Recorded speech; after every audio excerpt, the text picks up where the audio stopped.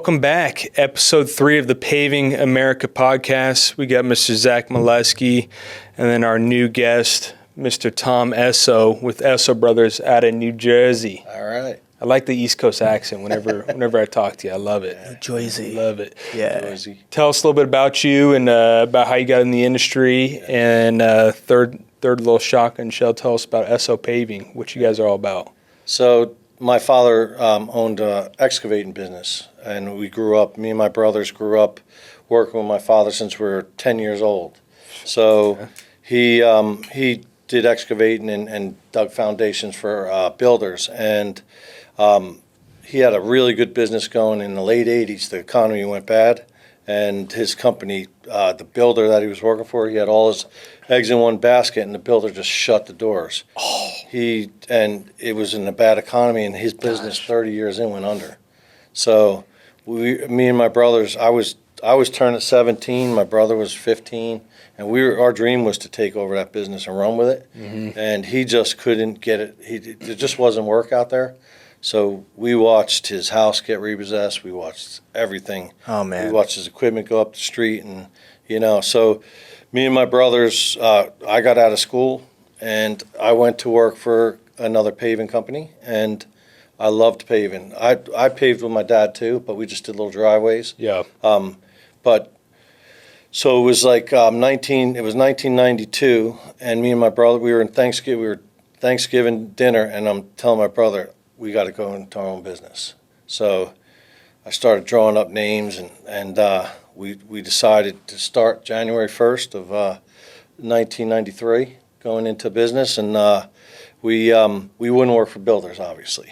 Builders, bad taste in the mouth, builders. So, Right. So we got into condo developments. I lived in a condo, and I went down and I talked to a manager, and I was telling her what I was doing. I said, told her what went on with my father's business, told her that I want to get into the paving business, and she says, I have some work for you. I'll give you your first job. Oh, wow. And I sat across from her, and she told me, she says, Tom, you look like you want to do this. And she says, I have 5 properties that I manage. And she said that she told me a couple things. She says, as a property manager, when I call you, you answer, no matter what. If you're doing a job, you have to do your best job. If you make a mistake, fix it. Always make me look good as a property manager, and we'll use you forever. Yes, ma'am. Man, what an angel that gal is, huh? Her name is Daisy, and to this day, we're 33 years later, and I still work for her. Love that. Wow, man. And that's because we built trust, and I owe a lot to her. She is amazing. My first job wasn't even paving. It was a retaining wall in a lake. I would have took anything. Yep, that's how it is. And it was a $50,000 job. She believed in us enough. She wrote a check for $50,000 and gave it to us up front. Get your materials. I didn't even have any equipment. We just said we're going to go at it. We put this wall up. She was happy with it. Then she had some driveway work in one of her condos, and then she handed me a book, the Community Association Institute. It was a thick book, and she says, Tom, you have to join this organization. She says, I want you to go in there. Every community in New Jersey's in here, and I want you to make a flyer and send it to every community. This was 1993. And back then we didn't have computers. Yeah. Listen, I'm old. So I went out, I drafted up, typed up this thing and made this fancy brochure. I paid somebody to make a brochure, sent it out to like 200 communities, and never looked back. Wow. Busy from there on. And, it was tough. My first year, we were doing a lot of little driveways, patching in communities. We didn't do any full paving. Mm-hmm. It was just me and my brother, and we had one other guy with us. So we were just doing what we can, but we... Owner-operator, yeah. Owner-operator. We had it in us. Me and my brother, my other brother, I have 2 brothers. I have Gary is my middle brother, and Anthony's my younger brother. He was in college at the time, and he wanted nothing to do with what we do, because he watched our house, go up. So he wanted to be a state trooper, and he went to college, and when he was getting out, I said, man, we need some help. He's like, I don't want to do it. I don't want nothing to do with construction. Well, he's with us 33 years later. Yeah. And he says a couple of different things about that. I had to coach him, keep his mind right. And the three of us, thank God I have two brothers and a sister that work with us. So, I could look left and right and they have my back. Yeah. So we built, and just watching when you see the house you grew up with get taken from you. We have a little fire behind us that's Some motivation. That we're not going to lose. Yep. We got punched in the face every time you turn around. There's something. Oh, man. Something somebody didn't pay or something went wrong. Just move on. Just keep going. Move on. Don't let nothing happen. And we always looked right and left, and they had my back, and I had their backs. And right now we have 85 employees, and we have 9 crews out every day, and we love what we do. We spring out of bed every day at 4:30 in the morning, and it doesn't get old to us. So That's where I heard you guys are doing job costing meetings before most people are even waking up. Listen, we have companies coming to us all the time. They want to come and see how we operate. They'll come and sit in our 5:30 in the morning meeting with our project managers and our sales guys. We're all in at 5:30. We're going over the jobs, the schedules on the board. And so we grind before, and everything's got to be perfect before we go out. Man. The work orders, the job sheets, pictures.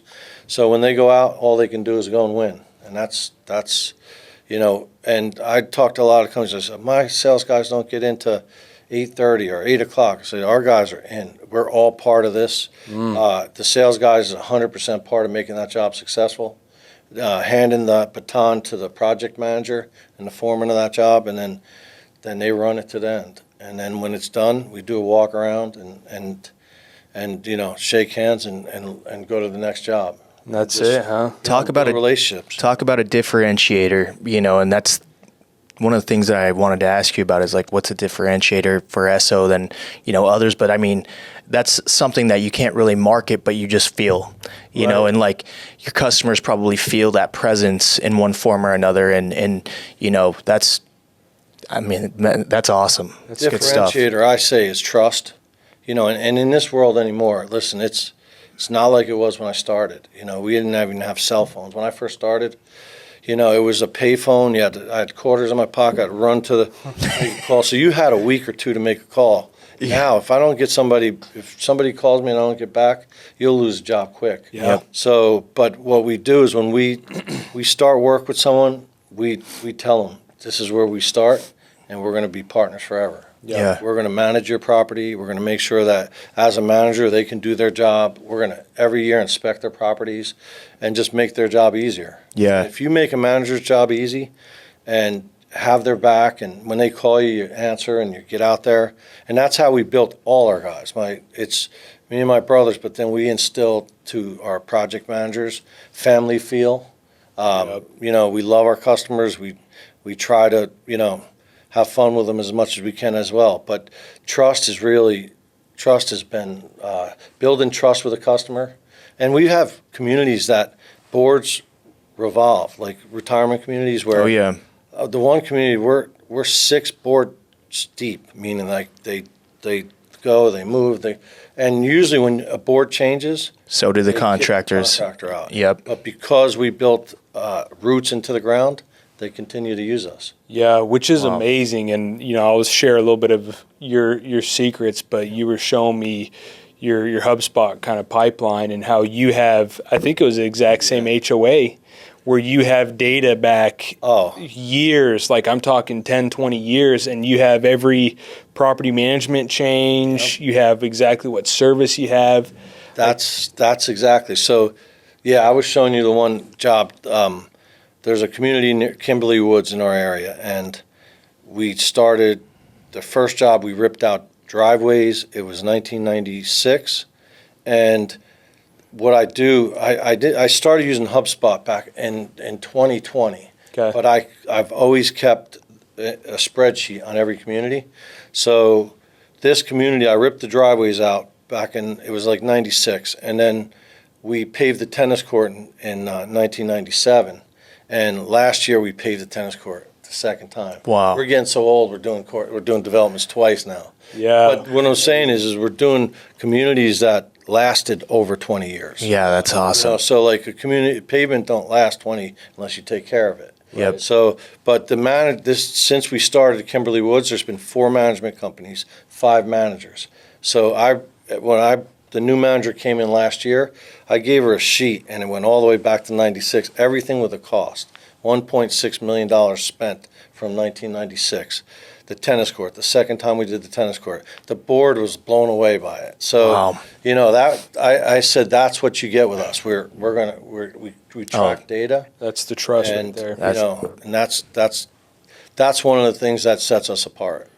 That's what we do. We Yeah, do that's data, amazing. and we love to. And the pavement that we paved in 2008, the pavement still looks. And there's a story behind this. And I believe 3 inches of blacktop is the right way. We were training a new milling guy when we were paving this community, and we were telling him to mill 2. Well, he ended up milling 3. So there was an engineer on the site, so I had to put it back 3. We let this guy run. He ran it. We measured the thickness. He says 3 inches. We put it in 3 inches thick. Now I took a hit on it, but we didn't lose because there was some change order work on there. But if you drive in 2008, we paved this. It still looks like brand new in there. I mean, there's a couple cracks in it. Keeping up on the And- maintenance regularly That's with awesome. the seal coating. But the 1 extra inch of blacktop made a huge difference because we're in that cold. You're in. Oh, yeah. You have cold weather. Yep. 2 inches, sometimes this isn't enough.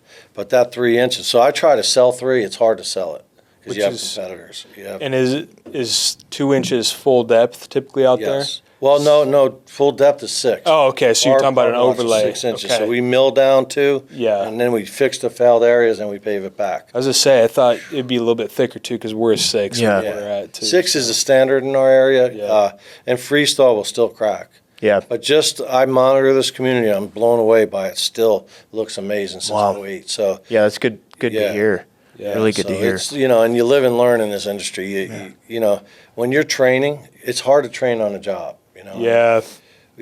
Growth pattern. When you're trying to grow and you're trying to get your milling guys in place, this guy was like, "Oh, I milled before," and you put him out there, and he looked like he knew what he was doing, but he was cutting deep, and nobody caught it until we were done.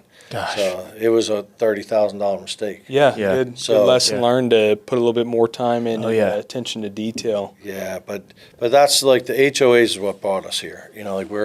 The HOAs, the consistency of the HOAs really has helped our company over the years. What do you think is the real differentiator working with HOAs versus working with commercial property management? So the HOA market has changed so much since I've started. For There's good or so for much better? turnover. Not for bad, because in the beginning, a property manager would be on a site. You go to a clubhouse, the property manager's there, and they manage that one site. As the world's growing, everybody's trying to get more out of everybody. So now a property manager that used to do one community is managing 3 communities. Yep. They're not on site, and they're all worn out and they're tired. Oh, yeah. These property managers are just worn out. So, so in the HOAs, it's the boards really make the decision. Mm-hmm. The manager can get you in the door, but the board is who you have to get, and it's hard to get to the board. Yeah. So anytime I do a proposal, I really ask if I can sit at a board meeting and really talk about their parking lot. Yeah. We do an aerial, we do a lunch and learn, we'll do a presentation and really try to explain what we do and how we can make your pavement last. And that we're a full service company. When we patch, we'll take a pothole and then we can mill the whole place out, pave the place, seal it, crack fill it, everything, catch basins, whatever goes wrong in that community, we're your call. Yep. And then we're going to let you know when it needs to get done. So, but that's where I like when a manager leaves and they go to another site and you take that site, but you retain this site. Oh, yeah. Right. And then what we try to do is we do lunch and learns and we try to get the boards to come. So we try to get the boards to come so we can educate the board as well. It builds a lot of trust. Yes. Yeah. I think that's a great kind of concept of it, and I Yeah. agree. It's a total. All the decisions are made at the board level, and Yes. so you're not necessarily selling as much to the property managers. Well, this just died. But it's starting to report on this one, like I Okay. switched over. I remember where I was at. I just You're not. want to make sure that this saved. How are we doing on time? It did. You're It good. would have. You were at 15 minutes. Okay. Probably like 10. Cool. Okay. But yeah, the property managers are exactly what you said. They're the key to get in, and then beyond the gate's going to be the board. Versus commercial, sometimes you do have the direct decision makers when you are working on commercial properties. Exactly. But oftentimes they're passing up to the ownership group that could live in California, could live in Texas, could live in Idaho, places where you're not. And so it's hard to really present your value. So I love how you guys are leveraging. So with Yeah. commercial, we take that to another level. There's a company down in Florida that has 2 sites in New Jersey. They saw our website that we were close to one of their buildings. So he called up and says, Tom, I really need to get my parking lot patched and sealed. There was big. And the crazy thing about it, there was a Men's Warehouse in there. And on Saturday, I was going shopping in there. And when I walked out, I'm like, I wonder who manages this property. Isn't that crazy? It was when the that weirdest happens? thing. Now, I come out, I'm looking at this gaping hole. It was about 10 inches deep, and right in the middle of the parking lot. And I'm looking at the sign saying, who owns this property? And didn't have any. So I went back in, and I asked the manager, and they didn't know. So that Monday, I don't know how, but I get a call from somebody in Florida. I know how. I don't know how. It was weird. It was freaky. Because I didn't go in. I just said, does someone know the manager? I didn't give a card or anything, and I get this call. So he said, well, can you give me a price? So what I did is I shot my drone in the air, did an aerial of the site. Nice. Because the Google Earth wasn't good, so I zoomed over the top. I took the pictures and sent a really nice presentation to him. I had 2 days of infrared in there, infrared in the potholes. Then we seal coated and restriped it, and the guy says, can you come down to Miami, because I've never had service like that. That's Like, awesome. I called you, you came out, you looked at it, gave us a beautiful proposal, set us on a management plan. So we have them going now for patching every year, crack filling, seal That's coating, keeping amazing. it looking good. Yeah. And he's like, I'm in Florida and I don't even need to go up there because you gave me everything I need. Yeah. Oh yeah. Exactly. So It's- That's You give the extra, you give Transparency, the technology yeah. that we have in our hands with the iPads and everything that we have. We should, man. COVID. All my project managers, all my sales guys have the iPads. Nobody would meet. So we would say, no problem. We're going to go out to the site. We'd walk around FaceTime, walk the site with them. They're at their house, and we're walking around talking about it. They felt like they were there. Then we give them the proposal, and boom, you're getting the job. So Yeah. We were doing the same thing. great. Yeah, that's Our it's FaceTime. crazy how similar, the important things that you guys hone in on are some of the things that we do as well too. It's definitely the separator in a lot of ways too, Well, I've been watching your stuff a long time, and we've talked a lot over the years, and there's definitely things that you guys are doing that it's almost like it's a mess. Yeah. We have Yeah. the same vision. We in a lot of met ways. in a past life and shared our business plans with each other or something. Yeah. I agree. And what I want to shift over to is you're in a very heavily dense, highly competitive area. All right. New Jersey is crazy. I don't know what it is about there, what's in the water, but everyone wants to get into paving. Every time we turn around, there's a new guy. Exactly. And then with that, you got the private equity people who are coming in, Pave America buying up companies. Also the people who are going against the private equity fight and almost using that as leverage against you guys. Big time. What kind of things are you seeing by you guys joining the Pave America family that either are benefiting you or are hurting you? So we me and my brothers, we talked to Brothers National back in 2021. Yep. We went out and saw their operation. They were talking about this private equity group coming in. They were talking about talking about us joining with them. And at first I was like, no way, absolutely not. Let me just go look. And I saw the culture that they had and the vision that these companies had. And I said, wow. And I told my brother, I said, this is the avenue we have to go. I said, because everybody's doing it. My wife's in healthcare, and it's all huge. healthcare is now private equity. Now, is it better or worse? It's different. So like in our instance, when we decided to join it, now it's Pave America, but it was Brothers National at the time, and they merged to make Pave America. Yep. Right. But I've learned that I've learned production, EBITDA. Yeah. Yep. Oh, yeah. Now, way in the past, I always knew my books. I knew how to read my profit and loss and all that. I knew my numbers, but I didn't know what EBITDA was, and I really learned it fast. Yep. And you know that if you're with private equity, you have to drive revenue. You have to run lean.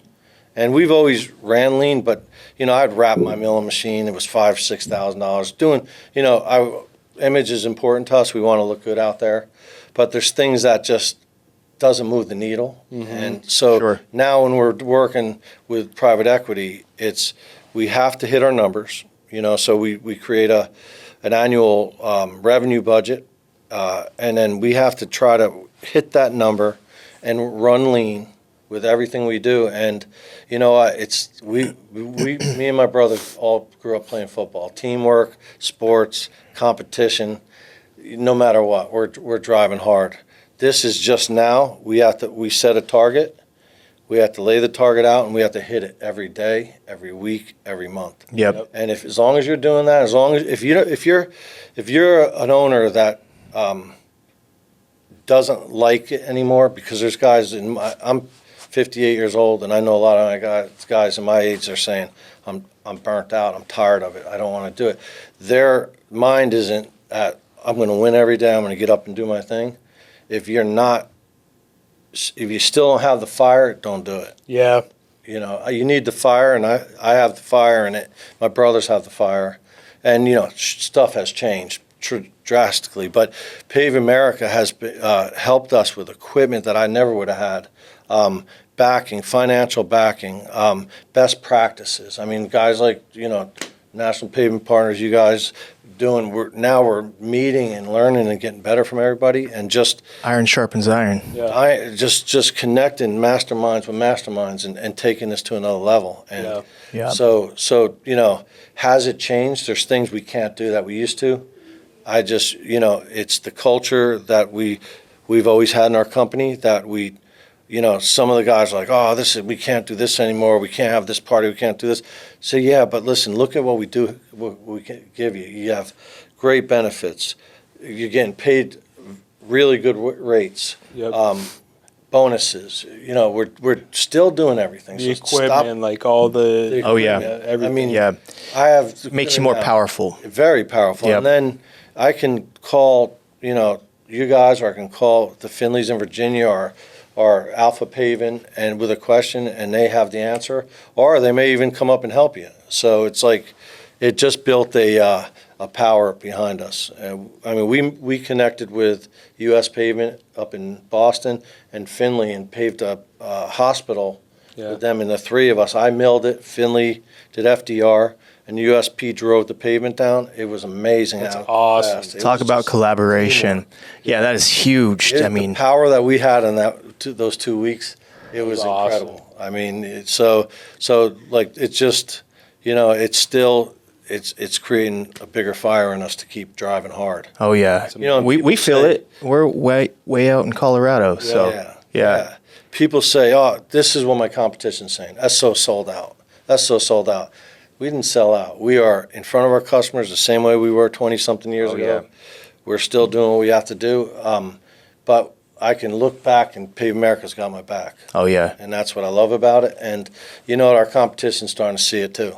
Yeah. They were using it against us. Now it's going against them. Yep. Right. So, Right. you know, and really the world is going that way. If you're not thinking that way, you're going to get steamrolled. Yeah. Oh, yeah. It'll come to you. So I love it, man. Big time. Well, I appreciate you taking the time and jumping on, dropping some knowledge on us. This was amazing, and Well, I appreciate the opportunity too. I'm always blown away with how similar we really are, even though we're thousands of miles apart. So Yeah. Your story's awesome. Like-minded. Yep. You know? And I see you guys, beautiful equipment, doing great work. The marketing that you guys bring, you know, it's incredible. So keep driving. Thank you. appreciate it. Let's make Pave America stronger. All right. Let's do it. Mr. Tom Eosso, episode 3, Paving America. Thanks, guys.